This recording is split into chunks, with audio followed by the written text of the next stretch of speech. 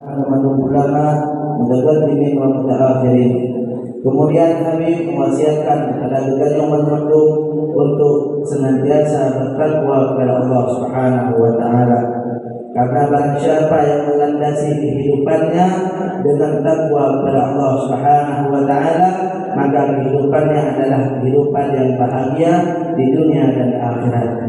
Dan barang siapa yang melandasi hidupnya dengan bukan selain takwa, maka itu adalah khusranul mubin, yaitu penyesalan yang sangat luar biasa. Jadi dipegang oleh Habib dalam diambil dalam satu ayat, wa libasut taqwa khair, dan pakaian ketakwaan itu adalah sebaik-baik pakaian. Sebagaimana dalam Al-Qur'an, tazawwadu, berbekalah kalian, dan sebaik-baik bekal adalah takwa kepada Allah Subhanahu wa taala. Yang didefinisikan takwa oleh ulama kita yang Bandung adalah tisalul awamir wa ijtinabun nawahi, yaitu mengerjakan apa-apa perintah Allah Subhanahu wa taala dan meninggalkan larangan-larangan Allah Subhanahu wa taala. Yang bahasa janji itu umur suruh pejiu tegak. Manduk-manduk yang diberi oleh Allah Subhanahu wa taala, usahakan bedanya beruh nah berhina dalam berbuat taat, berbuat takwa kepada Allah Subhanahu wa taala. Pada tempat-tempat yang hana Allah Subhanahu wa taala ridai, maka dia sampai naruh nang tanyo hina tercatat oleh Rakib Adid sebagai orang yang melanggar akan perintah Allah Subhanahu wa taala. Kemudian Habib mengambil daripada beberapa potongan ayat di dalam Al-Qur'an yang disebutkan oleh Allah Subhanahu wa taala, difirmankan qad aflahal mu'minun, telah sesungguhnya adalah orang-orang beruntung, orang-orang yang beriman. Ditunjukkan oleh Habib siapakah orang-orang yang beruntung di dunia dan akhirat, yaitu qad aflahal mu'minun. Orang yang pertama yang beruntung adalah orang-orang yang mempunyai keimanan kepada Allah Subhanahu wa taala. Syarat untuk beruntung di dunia dan di akhirat yang pertama adalah iman kepada Allah Subhanahu wa taala. Jadi walaupun na jabatan tinggi, na harta yang melimpah, na sesuatu yang sangat luar biasa, tapi menyohana iman itu adalah sia-sia, bukan dikategorikan sebagai orang yang beruntung. Disebut lagi ayat selanjutnya ciri-ciri dan sifat-sifat orang-orang yang beruntung tersebut. Yang pertama adalah orang yang beriman kepada Allah Subhanahu wa taala. Yang kedua adalah alladzina hum fi salatihim khashi'un, yaitu orang-orang yang salatnya khusyuk pada Allah Subhanahu wa taala. Orang-orang yang mempunyai khusyuk di dalam hatinya ketika mereka salat kepada Allah Subhanahu wa taala. Diceritakan bahwa satu orang daripada cucu Rasulullah, yaitu Sayyidina Ali Zainal Abidin, Sayyidina Ali Zainal Abidin bin Husain, beliau pernah suatu saat di masjid kebakaran masjid, manduk-manduk urut geblung manduk-manduk dari masjid, dia kebakaran. Tapi tinggal Habib Ali Zainal Abidin duduk dengan khusyuknya, hana tutup kejadian tutup hana tutup, sedangkan orang yang lain kaki tebik dari masjid manduk dia. Maka selesai kalian melaksanakan solat, ditanyakan kalau daripada aku yang boleh ditanya Pak Habib. Habib Ali Zainal Abidin kerja di hana gerak, sedangkan aku yang kena payung tanya oleh aku. Menjawab, al-hadni naru akhirah, melalaikan aku akan api neraka. Menyapi dunia kecil, tapi api akhirat neraka nanti sungguh sangat luar biasa, dan lun hanya mempunyai kesanggupan untuk lun aku neraka, sehingga lun hanya fikir aku yang di sekitar lun tidak membuat hati saya tidak khusyuk kepada Allah Subhanahu wa taala.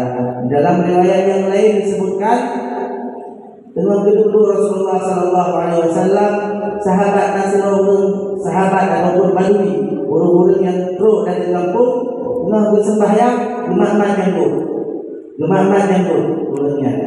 Gimana jago? Begitu Rasulullah sallallahu alaihi wasallam menyona khusyuk di dalam hati orangnya, maka akan tenang anggota badannya.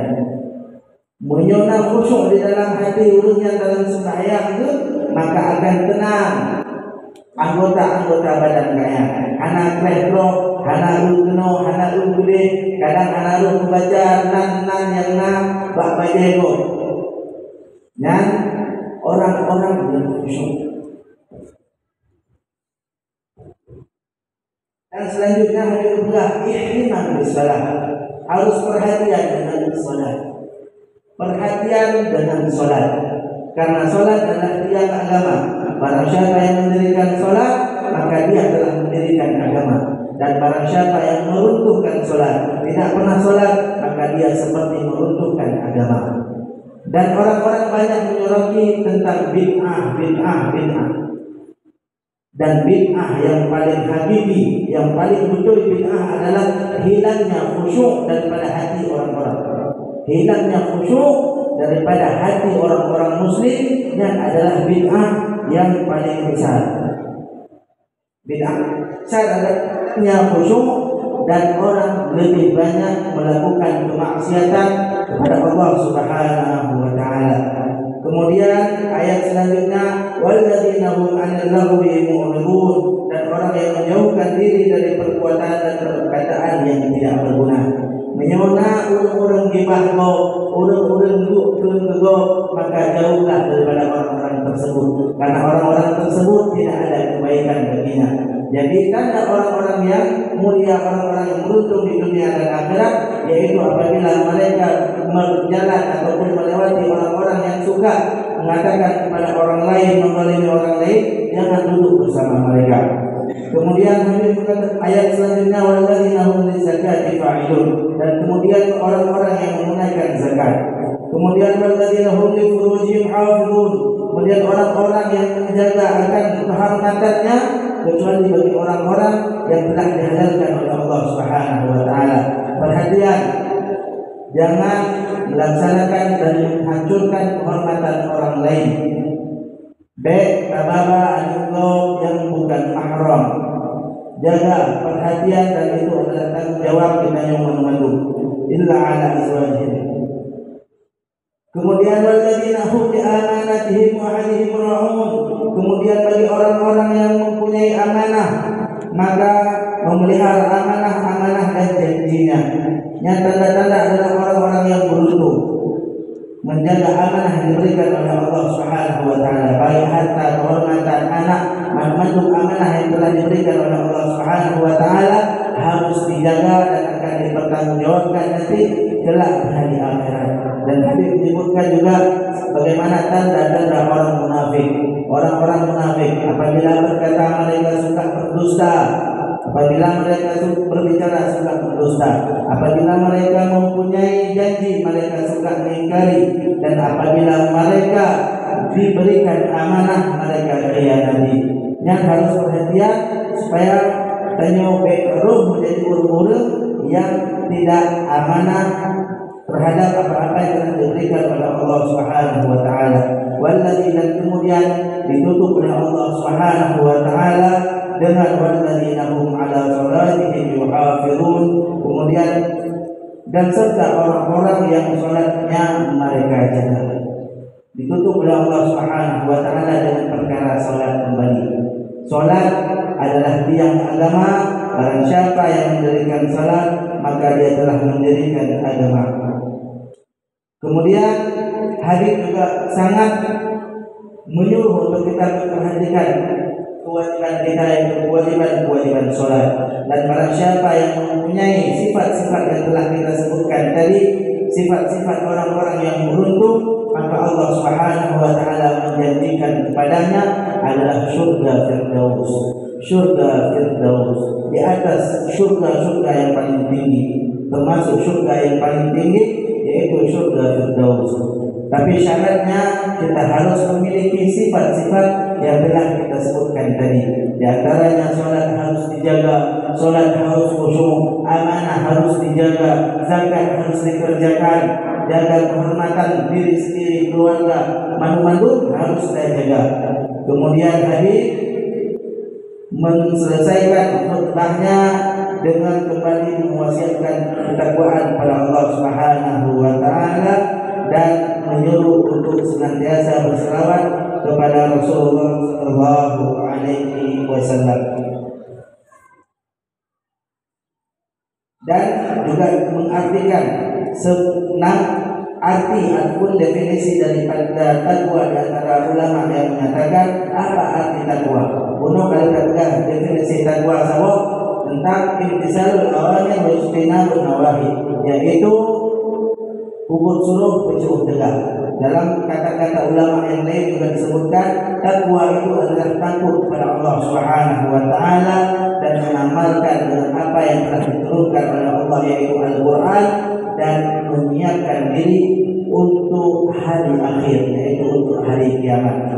Yang adalah persiapan tayo untuk berjumpa dengan Allah Subhanahu wa taala. Yaitu definisi daripada takwa yang lain adalah takut kepada Allah Subhanahu wa taala dan senantiasa mengamalkan apa-apa isi kandungan Al-Qur'an dan menyiapkan diri untuk hari kiamat.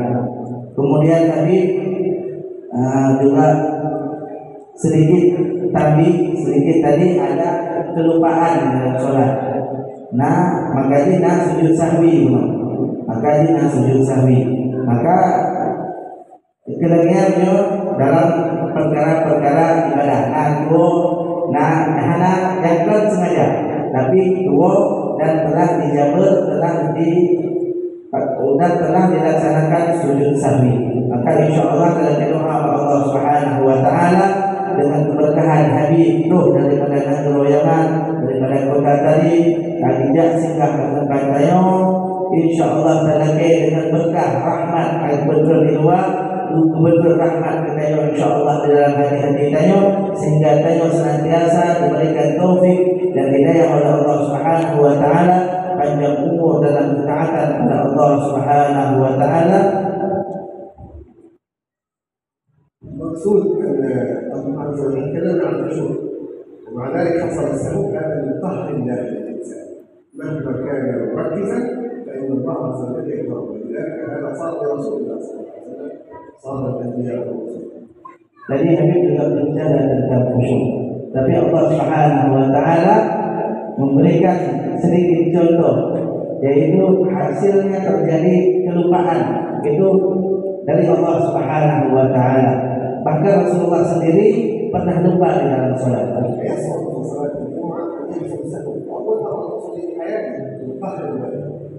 Ini pertama kali beliau selama khutbah. Ini pertama kali beliau lupa di dalam salat Jumat. Biasanya tidak pernah lupa. Ini adalah bentuk daripada ujian daripada Allah Subhanahu wa taala.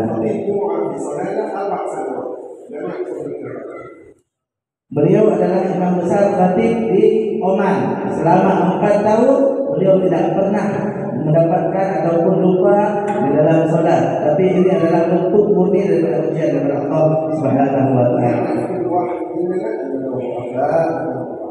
Supaya kita tahu bahwa kita adalah hamba-hamba yang lemah di hadapan Allah Subhanahu wa taala. Dan kita tidak bisa ingat kecuali Allah Subhanahu wa taala yang mengingatkan. Dan kita tidak akan lupa kecuali Allah Subhanahu wa taala yang membuat kita lupa. Dan syaraftumuna bil Habib dan insyaallah kalau doa oleh Allah Subhanahu wa taala kepada Allah Subhanahu wa taala senantiasa kita diberikan keberkahan oleh Allah Subhanahu wa taala dalam keluarga tayo, dalam kesehatan tayo, dalam apa-apa yang telah diberikan amanah oleh Allah Subhanahu wa taala. Hadza Allah wa yakum ajmain. Wa assalamu alaikum warahmatullahi wabarakatuh.